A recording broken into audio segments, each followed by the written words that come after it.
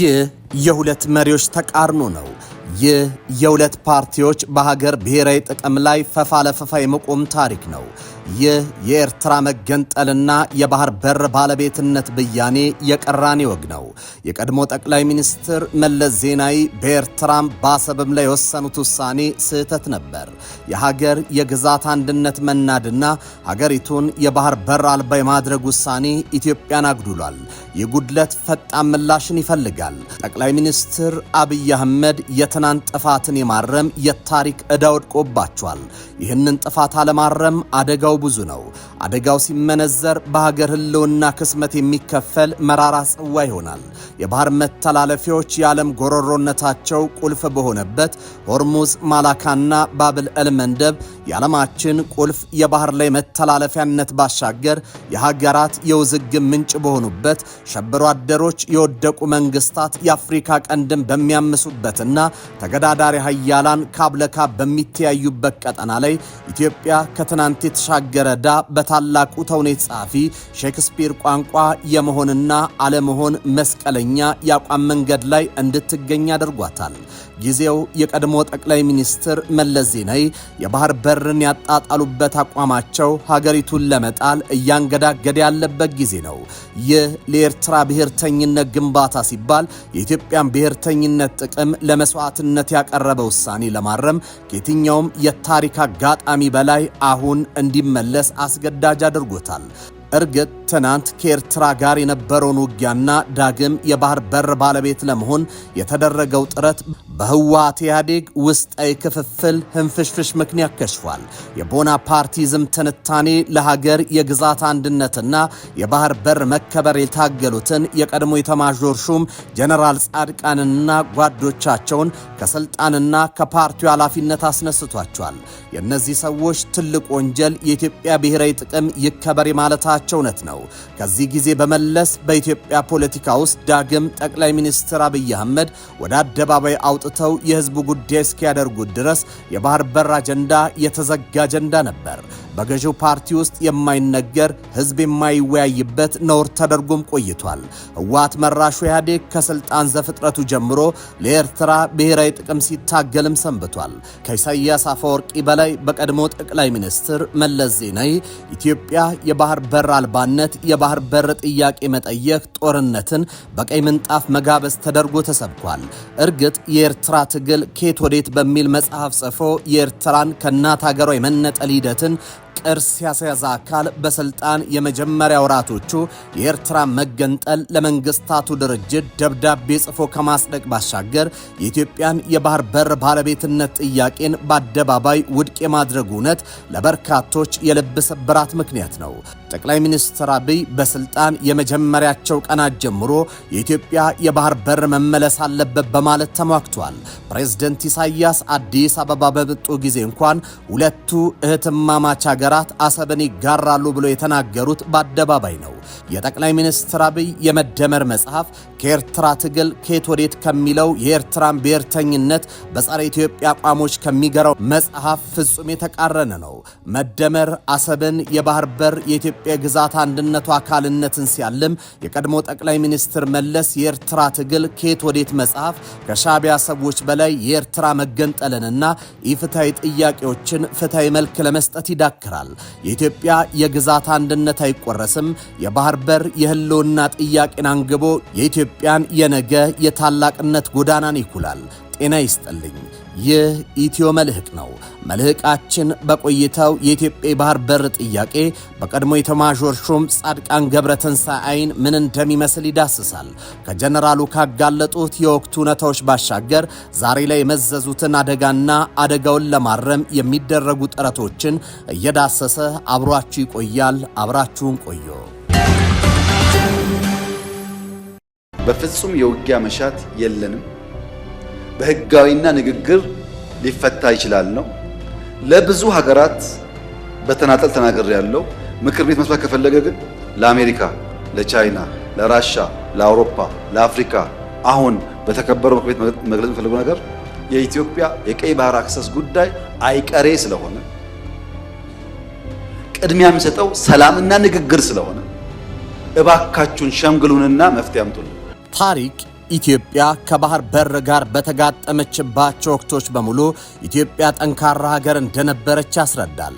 ጠቅላይ ሚኒስትር አብይ የዛሬ የኢትዮጵያ ከባህር በር ጋር መሰፋት የብልጽግና ጥያቄ ብቻ አይደለም ይላሉ።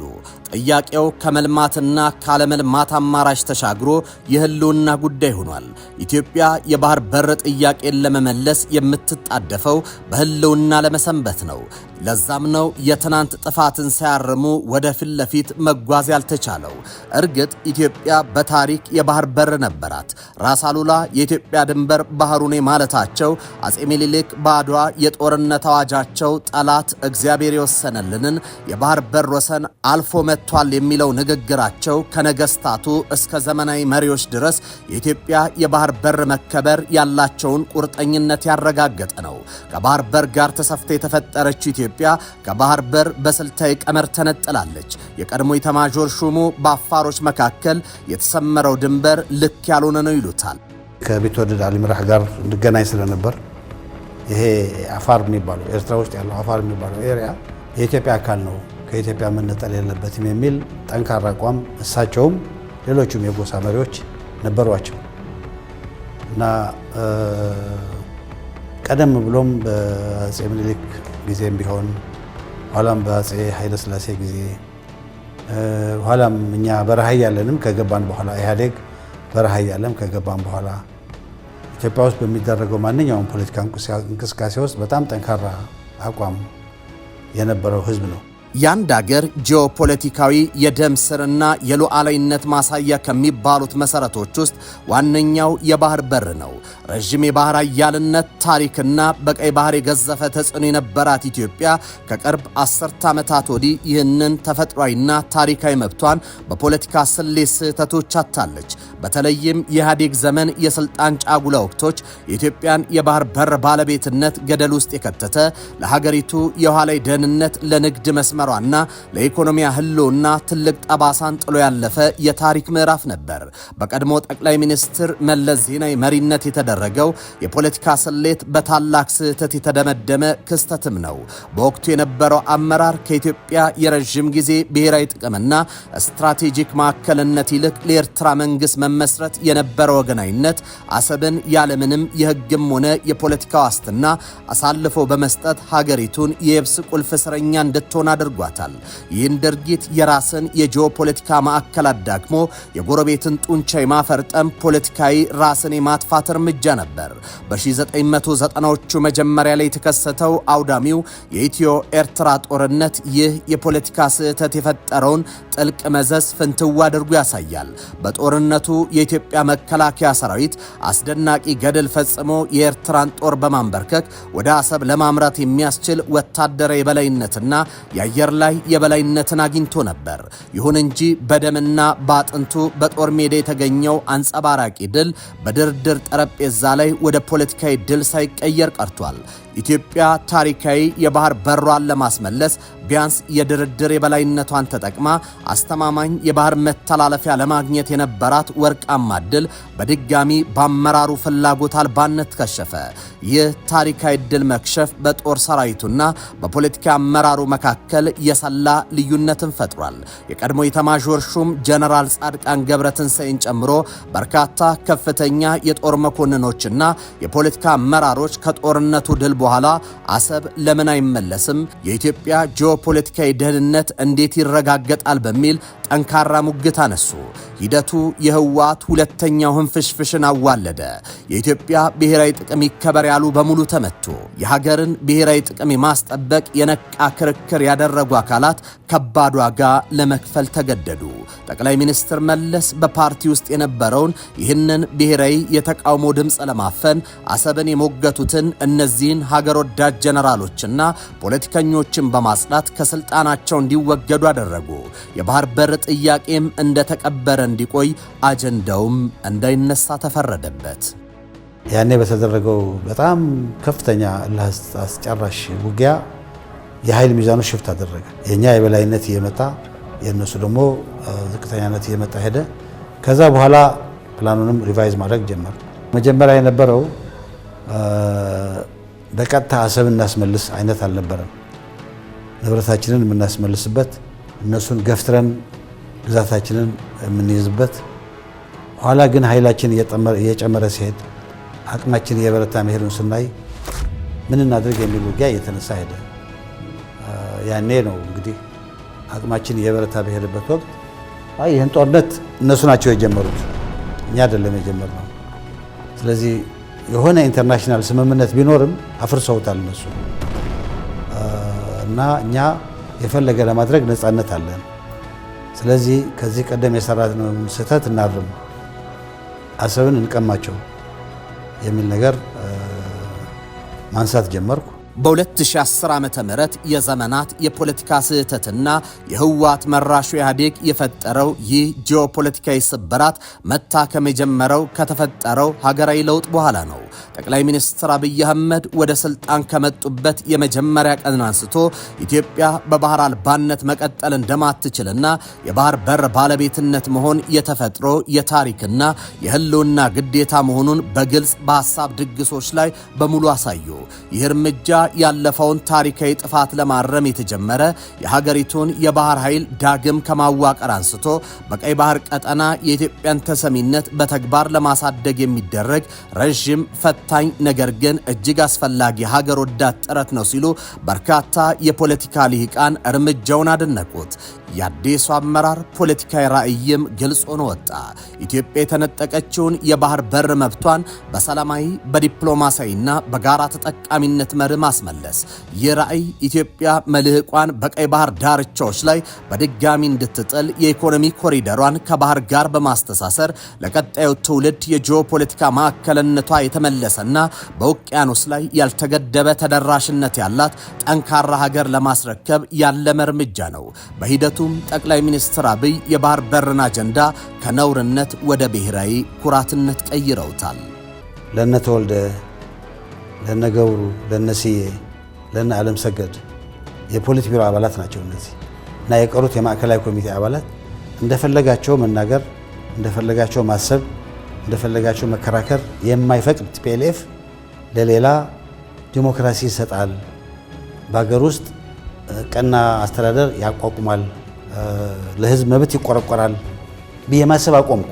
የባህር በር ለማግኘት እየቻልን እያለን የቀረንበት መንገድም በጣም እንትን ያደረገኝ ነበር። ማለት ለዚህ ሀገር በደል ፈጽመናል የሚል ስሜት ነበር መጀመሪያም።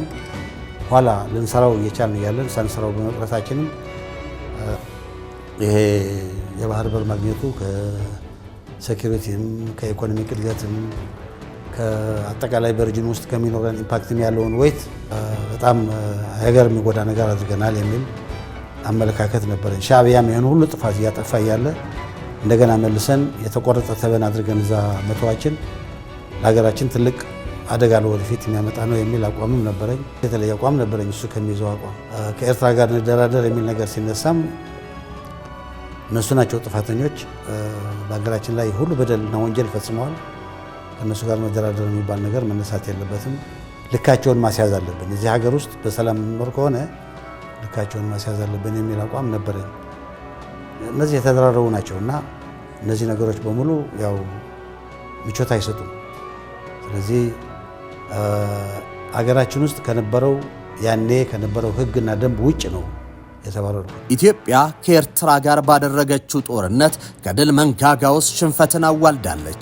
ከሻዕቢያ ጋር የተደረገውን ጦርነት ብታሸንፍም በጠረጴዛ ላይ ድርድር ግን አሳዛኝ ተሸናፊ ናት። ጠቅላይ ሚኒስትር አብይ በተደጋጋሚ ጊዜ እንደሚያነሱት ከኤርትራ መገንጠል የዘጠናዎቹን ጦርነት ሀገሪቱ አሸንፋ የተካሄዱ ድርድሮች ግልጽ አይደሉም።